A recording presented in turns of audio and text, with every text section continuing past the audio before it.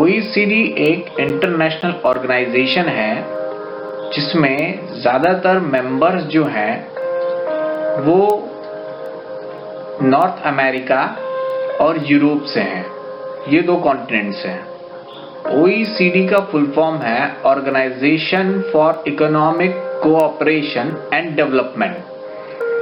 ये ऑर्गेनाइजेशन जो है ये बहुत बड़ा ऑर्गेनाइजेशन है।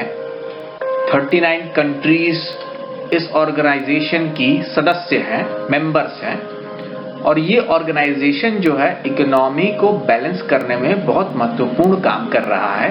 इसके बारे में हम और विस्तार से जानते हैं। एस्टैब्लिशमेंट की बात करें तो वैसे तो ओईसीडी जो है वो 1950 में ही बना दिया गया था। उसका नाम दूसरा था, लेकिन उस समय इसका फॉर्म अलग था। इसमें सिर्फ अमेरिका और कनाडा थे, लेकिन बाद में इसका रीएस्टैब्लिशमेंट किया गया 1961 में। Organisation for economic cooperation and development OECD इसका पूरा नाम दिया गया, जिसे सितंबर 1961 में दोबारा रीएस्टैब्लिशमेंट किया गया। In this organization, North American countries and European countries were the maximum members of the organization. मैंने आपको बताया था कि ज्यादातर जो मेंबर्स हैं वो नॉर्थ अमेरिका कॉन्टिनेंट से हैं और यूरोपियन कॉन्टिनेंट से हैं। इसके अलावा अगर देखें तो ऑस्ट्रेलिया भी इसका मेंबर है, लेकिन नॉर्थ अमेरिका लगभग पूरा है। मैक्सिमम कंट्रीज जो है नॉर्थ अमेरिका की और यूरोपियन कंट्रीज ज्यादा है इसमें। हेडक्वार्टर की बात करें तो इसका हेडक्वार्टर है पेरिस में। फ्रांस की राजधानी जो पेरिस है वहां पे इसका हेडक्वार्टर है। और इसमें जो है मेंबर जो इसमें रहते हैं, इसके मेंबर्स जो है वो हर जगह से हैं। जितने इसके 39 कंट्रीज ऑफ मेंबर्स हैं, सब जगह से एक एक मेंबर लिया गया है। इन्होंने क्या किया है, कुछ एजेंसीज भी बनाई है इसी के अंडर में। ओईसीडी ने ही उन एजेंसीज को क्रिएट किया है जिनका बहुत आपने नाम सुना होगा, जिनकी बड़ी चर्चा रहती है।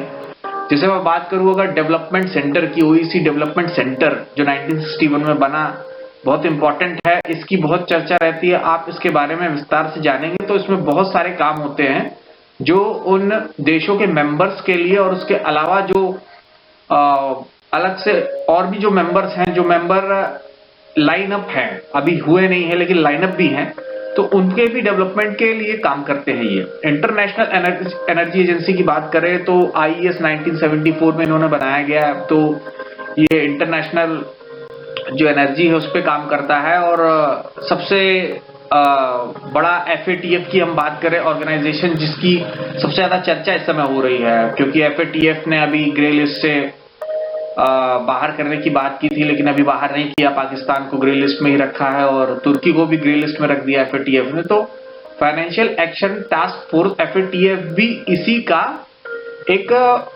पार्ट है जो मनी लॉन्ड्रिंग पे नजर रखता है। तो ये 3 एजेंसीज की हम बात कर रहे हैं जो ओईसीडी ने क्रिएट की हुई हैं और ये पूरी दुनिया में काम कर रही हैं। The OECD publishes and updates a model tax convention that serves as a template for allocating taxation rights between countries. देखिए, OECD बहुत सारे क्षेत्रों में काम करता है।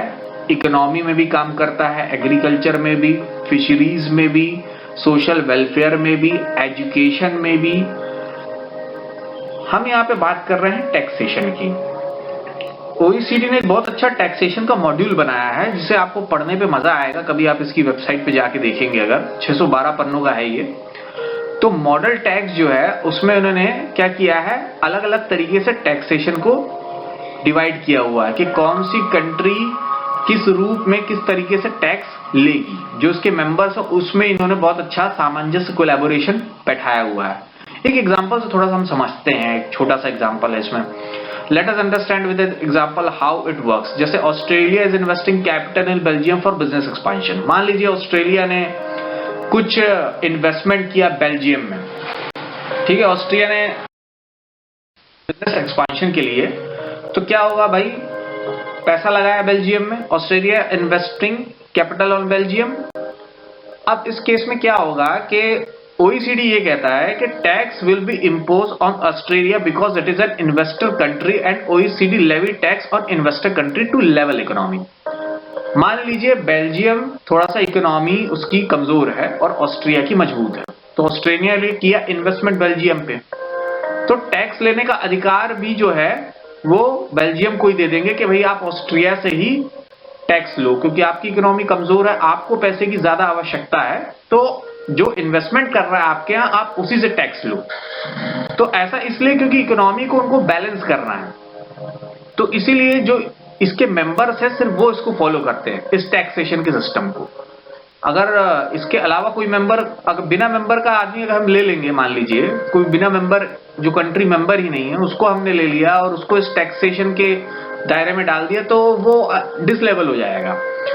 तो इसलिए जो केवल ये वाली जो मेंबर ऑफ कंट्रीज OECD केवल उन पर ये एप्लीकेबल है, ये वाली टैक्सेशन पॉलिसी जो हम पढ़ रहे हैं। तो OECD में क्या होता है कि भाई OECD ये कहता है कि जो इन्वेस्टर कंट्री है वही टैक्स पेमेंट करेगी, ठीक है, ना कि वो कंट्री जिस पर इन्वेस्ट हो रहा है।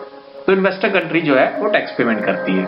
ये हमने छोटी सी टैक्स की बात समझी कि कैसा सिस्टम उन्होंने बनाया है। वैसे टैक्सेशन का बहुत ब्रॉड सिस्टम है ये। This method is most effective with reciprocal investment flows, but can be unbalanced when one of the signatory countries is economically weaker than other. मैंने बताया था जैसे कि ये reciprocal investment flows है एक प्रकार का, जो हमने पिछले स्लाइड में पढ़ा। भाई ये क्या होता है कि इकोनॉमिकली वीकर सेक्शन को मजबूत बनाने के लिए है ना। भाई बैलेंस जो है तभी बना रहेगा। एक कंट्री धनवान है और एक गरीब है, तो वो जो डिसबैलेंस है ना वो कवर करना चाहता है। Additionally the OECD has published and updated the transfer pricing guidelines since 1995। ये एक ट्रांसफर प्राइसिंग गाइडलाइंस है जो OECD हमेशा पब्लिश करता रहता है। इसमें कई प्रकार के फेरबदल करता रहता है।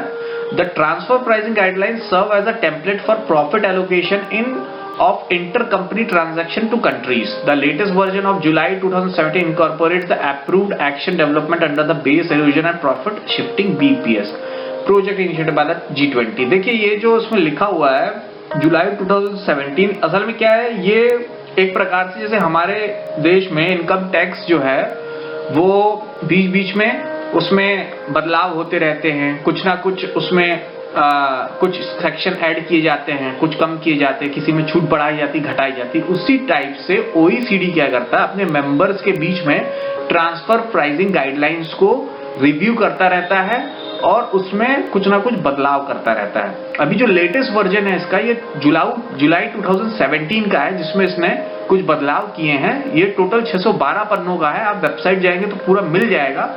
612 पन्नों का है। तो एक तरह से ये जो वहां के चार्टर अकाउंटेंट है वो इससे प्रैक्टिस करके क्या करते हैं, टैक्स को कम करने का जो तरीका है वो अपनाते हैं, है ना, कि कैसे टैक्स कम होगा, कहां से टैक्स बचाया जाएगा। तो ये OECD जो है बहुत इंपॉर्टेंट है। OECD transfer pricing guidelines for multinational enterprises and tax administration 2017, जिसकी मैं बात कर रहा था, ये 2017 में पूरा आया है। ये मतलब पूरा आप यूं समझ लो कि लेबल्ड लाइन है, ये हेडिंग है उसकी, जिसकी मैं बात कर रहा था। Pricing guideline for multinational enterprises and tax administration 2017 सिर्फ इसके मेंबर्स के लिए है ना। इसके मेंबर्स के अलावा ये नियम कानून एप्लीकेबल नहीं होता है। अच्छा, इसमें जो मैंने बताया 612 पन्नों का जो इन्होंने नियम बनाया है, उसका मैं एक छोटा सा एग्जांपल ले लेता हूं, तो आपको इसकी कॉम्प्लिकेशन समझ में आ जाएगी कि चार्टर्ड अकाउंटेंट किस टाइप से प्रैक्टिस करते हैं। तो एक छोटा सा हमने पैराग्राफ बस इसका लिया है, हम पढ़ लेते हैं इसको। When independent enterprises transact with each other, the conditions of their commercial and financial relations, फिर लिखा है the price of goods transferred or services provided and the conditions of the transfer or provision ordinarily are determined by market forces. When associated enterprises transact with each other, their commercial and financial relation may not be directly affected by external market forces in the same way. Although associated enterprises often seek to replicate the dynamics of market forces in their transaction with each other as discussed in paragraph 1.5 below.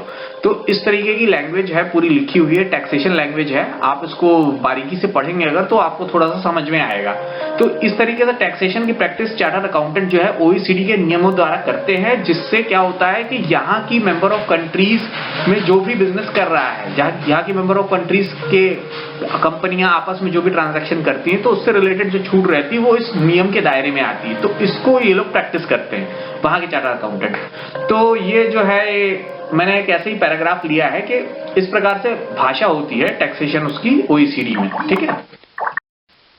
हमसे मिलता जुलता ही है, क्योंकि taxation deals की languages लगभग same रहती हैं। Points in which OECD deals, अब देखते हैं कहां पे OECD डील कर रहा है। वैसे OECD हर जगह काम कर रहा है, हर चीज पे काम कर रहा है, क्योंकि भाई कंट्रीज हैं तो सारी चीजें होती, हर प्रकार की गतिविधि, तो हर चीज पे काम कर रहा है। फिर भी पॉइंट बाय पॉइंट देख लेते हैं। पहली चीज तो बैलेंसिंग इकोनॉमी को बैलेंस करता है, देखता है कि किसी की इकोनॉमी वीक तो नहीं हो रही है, जो उसके मेंबर्स हैं। मेकिंग टैक्सेशन पॉलिसी, इनके बीच में टैक्सेशन पॉलिसी बनाता है कि भाई किसी को टैक्स कम मिल रहा है, किसी को ज्यादा मिल रहा है, तो उसको लेबल करके ऐसा टैक्सेशन पॉलिसी बनाया जाए कि भाई दोनों की इंडस्ट्री को बराबर फायदा हो। फिर प्रोवाइडिंग स्टैटिस्टिकल डाटा जो है रिसर्च करता रहता है अलग अलग देशों पे, तो सबको स्टैटिस्टिकल डाटा प्रोवाइड कराता है सारी कंट्रीज को कि भाई यहाँ इस प्रकार की रिक्वायरमेंट है, तो आप ये काम करेंगे तो इससे आपको ज्यादा बेनिफिट होगा, तो स्टैटिस्टिकल डाटा प्रोवाइड कराता है। मेकिंग प्रोजेक्ट बिटवीन नेशंस, ये क्या करता है, जो इसके मेंबर्स है, दो मेंबर्स के बीच में कुछ ना कुछ प्रोग्राम या प्रोजेक्ट्स बनवाता रहता है, और उससे क्या होता है कि कुछ ना कुछ एक्टिविटी होती रहती है इनके बीच में, तो कोलैबोरेशन का काम बहुत अच्छा करवाता है। Planning for standard of education system, ये क्या है, एक बहुत अच्छा काम ये किया है इसने कि एजुकेशन सिस्टम का एक स्टैंडर्ड डिसाइड किया है, और इतना बढ़िया स्टैंडर्ड है ये कि अगर इनके मेंबर्स के बच्चे अगर मैथमेटिक्स साइंस में कम नंबर लाते हैं या उनके इंडेक्स के नीचे आते हैं, स्पेशली मैथमेटिक्स और साइंस में, तो बराबर तुरंत एक्शन लेती है इनकी टीम, और उनको जो भी रिक्वायरमेंट होती है नॉलेज की या टीचर्स की, या कोई ऐसा एनवायरनमेंट जो क्रिएट नहीं हो पा रहा हो, फाइनेंशियली हो या फिजिकली हो, तो ये सब कुछ प्रोवाइड कराते हैं। तो एजुकेशन सिस्टम पे बहुत अच्छा ध्यान किया है इन्होंने, इसकी वजह से बड़ा हेल्प मिलता है यहाँ के बच्चों को डेवलपमेंट में। मेकिंग कोलैबोरेशन बिटवीन गवर्नमेंट, मान लीजिए इनके सदस्यों के सरकारों के बीच में कोई विवाद है इकोनॉमी को लेके, डेवलपमेंट को लेके या कोई पॉलिसी को लेके, तो उसको भी ये सॉर्ट आउट करता है कि भैया आप बैठ करके आपस में बात करो और सब लोग मिल करके इसका समाधान निकाले। तो कोलैबोरेशन बहुत अच्छा गवर्नमेंट के बीच में क्रिएट कर देता है। इससे क्या होता है, गैपिंग नहीं आता है, तो कोई भी डेवलपमेंट का काम यहाँ पे जल्दी एनफोर्समेंट होता है, इंडिया एंड अदर कंट्रीज। अब देखिए यहाँ पे आप एक तस्वीर देख रहे हैं, इनका नाम है Mathias कॉरमैन, was appointed as the Secretary General of the OECD on 1st June 2021 for a 5-year term। 5 साल के लिए बनाया गया है इन्हें। माथियास कॉरमैन नाम है इनका, ये सेक्रेटरी जनरल है OECD के। ये बहुत इंपॉर्टेंट है, जनरल नॉलेज का क्वेश्चन, ध्यान रखिएगा। तस्वीर भी है आपके सामने। Programme for international student assessment PISA, ये बहुत अच्छा प्रोग्राम है, मैंने इसलिए इसको स्लाइड में इंक्लूड किया है। वैसे तो बहुत सारी चीजें OECD में अगर पढ़ेंगे तो मान के चलिए कि आपको कम से कम 1 हफ्ता कम पड़ जाएगा, इतना सारा है। लेकिन ये जो PISA है ये इसलिए मैंने लिया है क्योंकि आप देखिए क्या लिखा है, PISA measure 15-year-old ability to use their reading, mathematics and science knowledge and skills to meet real life challenges. It is a very effective program for development of students intelligence. Its impacts can be seen in Germany and Brazil। ये जो PISA का programme है ये इतना अच्छा programme है international student assessment का, जो इन्होंने बनाया OECD ने। जर्मनी में 2000 में बहुत बच्चों की हालत खराब हो गई थी, उनके मैथमेटिक्स साइंस में रीडिंग स्किल में इतने कम नंबर हो गए थे, इतना नीचे उनका नॉलेज हो गया था कि मतलब बहुत पुअर कंडीशन में आ गए थे वो, उनका डेवलपमेंट ही नहीं दिख रहा था। तो इन्होंने बहुत अच्छा काम किया, जर्मनी में 2000 में चालू किया और 2009-10 तक इसका बहुत अच्छा इम्पैक्ट दिखने लगा। इसी तरीके से ब्राजील में 2003 में इन्होंने असेसमेंट कराया, तो वहां पे भी सेम प्रॉब्लम पता लगी, स्टूडेंट्स जो है वीक हो गए थे, मैथमेटिक्स में अच्छे नंबर नहीं आ रहे थे, साइंस में कंसंट्रेट नहीं कर पा रहे थे, रीडिंग स्किल भी बहुत वीक हो गया था। तो PISA ने क्या किया कि इन पे खूब काम किया जर्मनी और ब्राजील पे, और इनके स्टूडेंट को उस दायरे पे ले आए जो इन लोगों ने पैमाना बना रखा है, स्टैंडर्ड बना रखा है, उस दायरे पे ले आए। इनका भाई लक्ष्य है कि भाई ये जो PISA प्रोग्राम है, programme for international student assessment, तो हम अपने जो स्टूडेंट हैं, हमारे देश के जो स्टूडेंट हैं, उनको हम इंटरनेशनल लेवल के असेसमेंट में फिट बैठाएं। और वहां तक लाने के लिए हर मुमकिन कोशिश करते हैं। सोचिए अगर ऐसा इंडिया में हो जाए कि इंटरनेशनल लेवल पे हर स्टूडेंट को प्रिपेयर किया जाए और बराबर हर बच्चे पे ध्यान दिया जाए, उनकी वैल्यूज पे, उनके नॉलेज पे, वो क्या खा रहे हैं, क्या एक्टिविटी हो उनकी, कितना पढ़ रहे हैं, कैसे पढ़ रहे हैं, अगर इतना अच्छे से ध्यान दिया जाए तो हमारे इंडिया में भी कितना बढ़िया डेवलपमेंट हो सकता है। तो ये OECD का ये जो प्लस पॉइंट है, ये पिज्जा जो है ये सबसे प्लस पॉइंट है, क्योंकि ह्यूमन रिसोर्स डेवलप होगा तो ही देश डेवलप हो पाएगा। और ये लोग सबसे अच्छा काम पिज्जा वाला प्रोग्राम करके ही कर रहे हैं। बाकी के काम भी इनके बहुत अच्छे हैं, इकोनॉमी को बैलेंस करने का काम और टैक्सेशन पॉलिसी भी इनकी बहुत तगड़ी है। इसी की वजह से क्या होता है, इनका बिजनेस जो है ये बहुत अच्छे तरीके से चल पाता है। तो ये सारे काम जो है OECD कर रहा है।